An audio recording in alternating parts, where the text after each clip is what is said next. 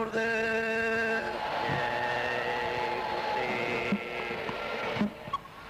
जय गुरुदेव नाम किसका, जय गुरुदेव नाम किसका, जय गुरुदेव नाम किसका।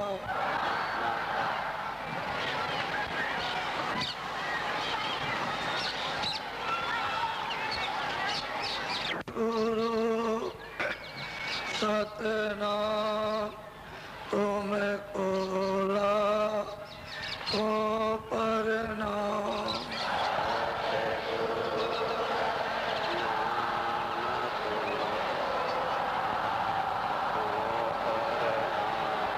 तुम कोला को परनाम।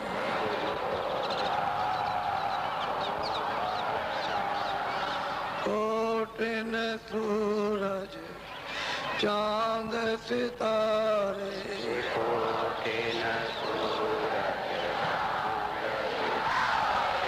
रोम रोम में करे उजारे,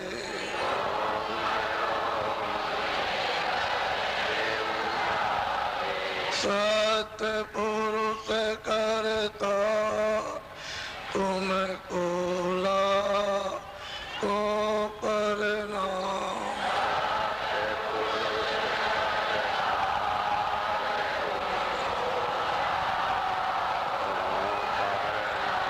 अरबों सूरज चांद सितारे,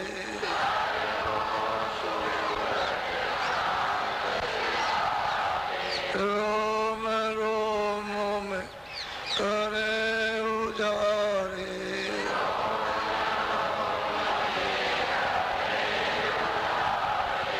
अलख पुरुष करता तुम कोला को परनाम।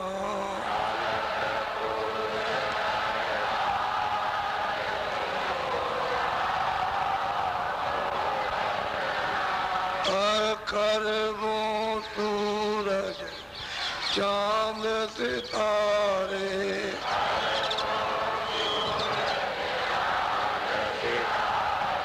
रोम रोम में करे उजारे,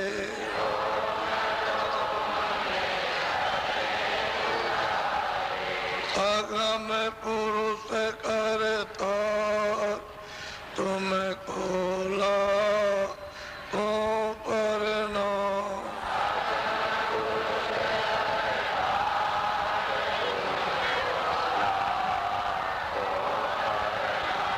नील नील शशि मान उतारे,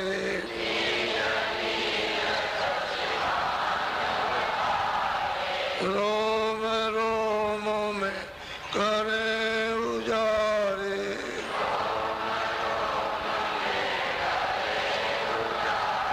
अनामी पुरुष करता तुम कोला को परनाम।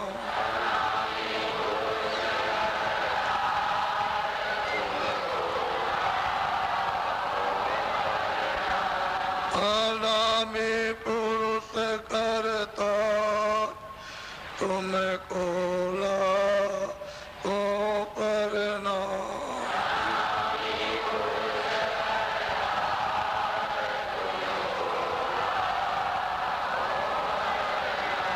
तुम कोला को परनाम।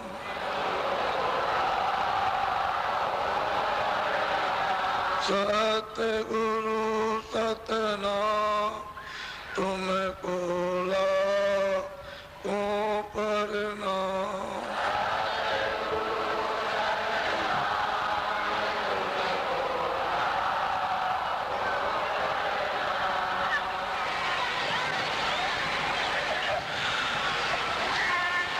बच्चे और बच्चियों, ये चेहरे मोहरे, चाल ढाल बोल चाल,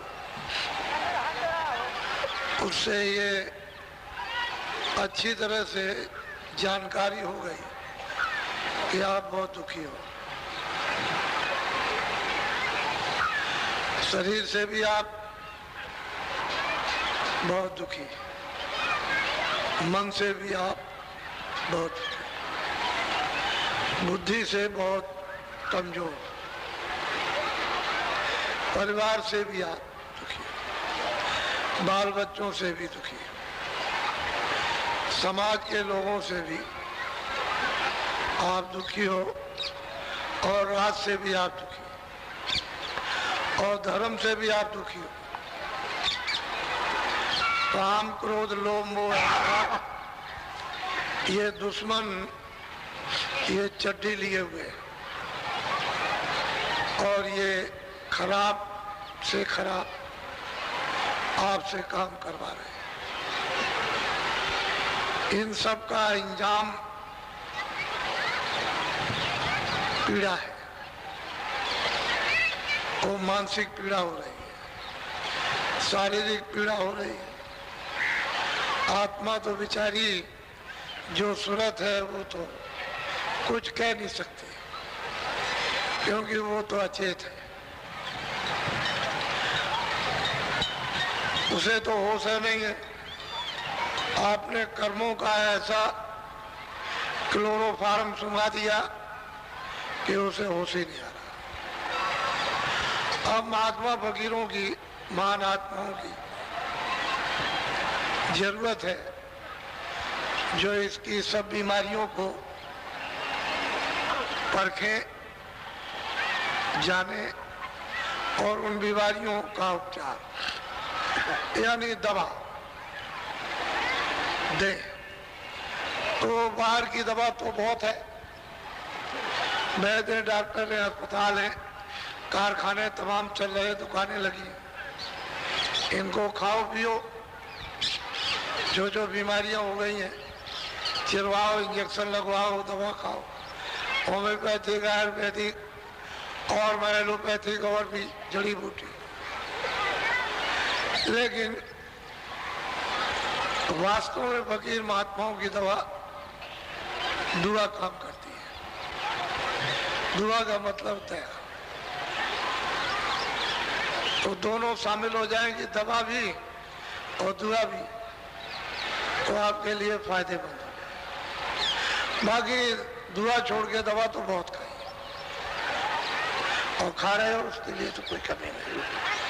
तो चेहरे मोहरे, चाल ढाल, इससे ये सब मालूम हो रहा। दूसरा यह है कि सभी लोग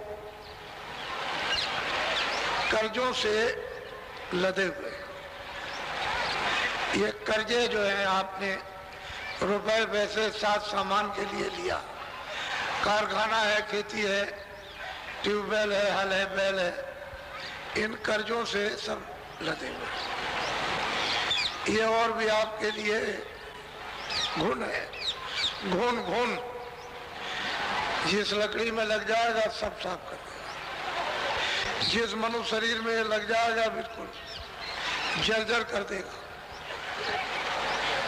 अब इससे छुटकारा ऐसे नहीं हो सकता। वो तो आप सब उपाय कर रहे हैं, खेती बेच दो, मकान बेच दो, जानवर बेच दो, आप दुकान बेचो, ये तमाम कारखाने जो यहाँ बनाए गए थे खाली पड़े, यानी 100 में से 80। तो जमीन बिकने पर जो मकान बना है उसके दाम लगाने पर भी कर्जा अदा नहीं होगा, बकाया फिर भी। तो आप सब सामान बेच दो, फिर भी आप पर कर्जा बकाया रहे, और वो थोड़े ही दिनों में ज्यों का त्यों उतना ही हो जाएगा। तो ये गुण है, गुण है, अंदर से सब चाट डालेगा। ये ऐसा शोक और चिंता गुण है कि ऐसे आपका छुटकारा नहीं हो सकता, क्योंकि आप पाप में शामिल हो गए। खुद पाप करते तब तो ठीक है, लेकिन दूसरे के पाप करने में शामिल, आपने उसका साथ दे दिया। तो वही पाप आप पर बढ़ गया। तो अब ऐसे नहीं, अब तो यह है कि थोड़ा सा आप भगवान का भजन करो, सरल उपाय युक्ति कि थोड़ा सा भजन करो, तो ये कर्जा जो है कुछ हल्के होने की तदबीर ले सको और सुन सको। भगवान का जब भजन करने लगोगे तो तदबीर यानी तरीका, उपाय बड़ा सुलभ कर दिया जाएगा, आसान, जिससे आप इस कर्म कर्जे को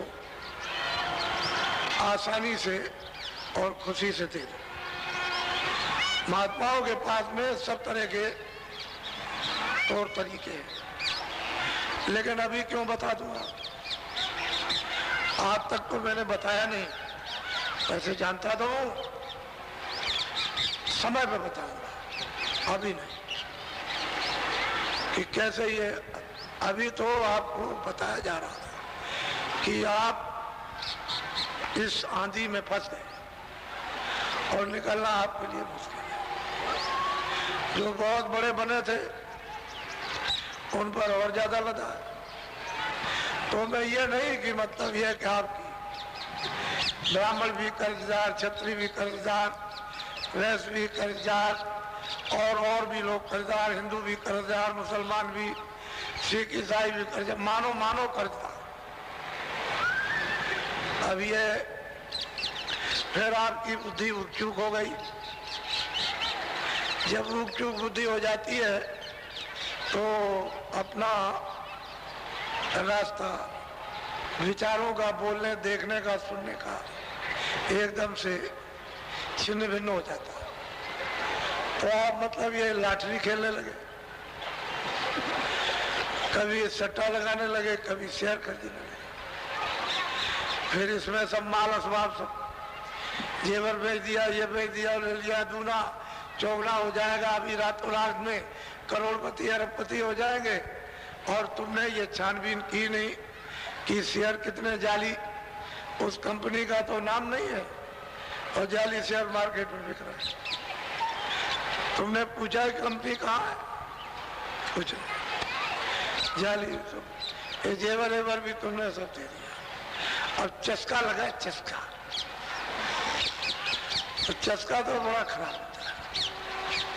चस्का जब लग जाता है तो कभी उस चस्के में कुत्ता अगर कहीं जहर पी ले मर जाएगा। तो वही आप अपनी दशा कर रहे हैं, मनुष्य होकर के चस्का लगे। तुम नहीं जानते हो 100 मर गए, इतने मर गए, इतने मर गए, ये तुम देख, चस्का है, चस्का चारों तरफ से। ये मुझे सब मालूम है, ऐसा मत समझिए कि ये पता नहीं है सब। इसलिए सब लोग अपनी अपनी दवा, जिससे रोग मुक्त हो जाए, निकल जाए। अगर एकाएक निकाली जाए तब भी चिल्लाओगे, तो धीरे से, यानी बहुत आहिस्ती से। इंजेक्शन लगे तो ऐसा नहीं कि सीधा घुसा दिया और वो चिल्ला पड़ा, बहुत तरकीब से कि देखो उसको बता दो। तो कहता है डॉक्टर बहुत अच्छे हैं और जरा भी मालूम नहीं हुआ। ऐसे ही महात्मा धीरे से कोई इंजेक्शन लगा देते हैं, पता नहीं चलता, आपको ये मालूम हो जाए।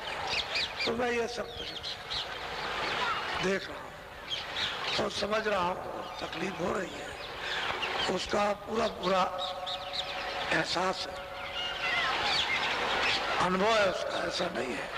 लेकिन अब यह है कि एक काल का देश, उसने अपना नियम बना रखा, तो मैं भी उसके परदेश में रहता हूँ।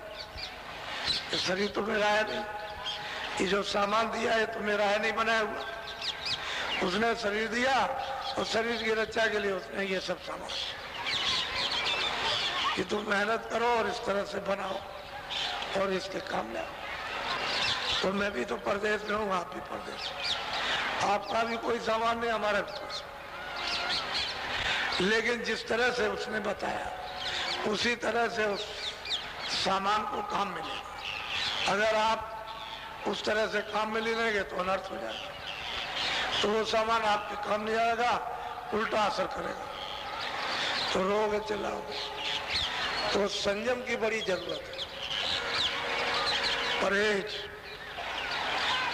के लिए तो बहुत कुछ महात्माओं ने कहा, तो आप लोग ये बातें नहीं समझते हो। आगे समय बहुत प्रकार की कलाओं का तकलीफ दे, यानी उसकी वो कलाएं होंगी जो तकलीफ दे आएगा, जिससे मनुष्य किसी तरफ भी भगे, उसको चारों तरफ अंधेरा, तब फिर भगवान सूझेगा कि बचाओ बचाओ बचाओ, अब गया जब गया। पहले से ही मैं कहता था कि आप लोग अभी से तैयारी करो, तो आप बाबा जी की बात सुनते थे। मैं तो यानी 30 साल से लगातार बोला, मैंने तो बंद किया नहीं। आपने आंख बंद कर ली, कान बंद कर ली, बुद्धि बंद कर ली, सुनी नहीं रहे, सोच ही नहीं रहे। कोई चिल्ला रहा बाजार में, घर में, दरवाजे पर, गांव में। अब ये दशा आपकी यहाँ तक आ गई,